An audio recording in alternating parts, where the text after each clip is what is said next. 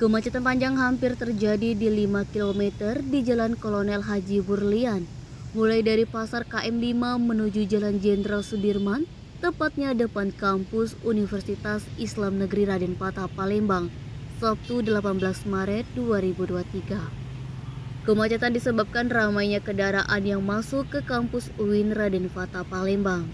Kendaraan roda 4 dan roda 2 harus merayap untuk melintasi jalan tersebut.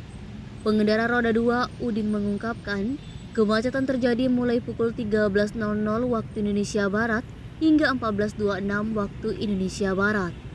Kendaraan roda 2 dan 4 berjalan merayap secara bergantian.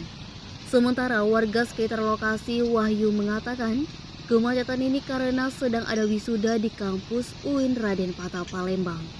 Denny, Sumek.co melaporkan.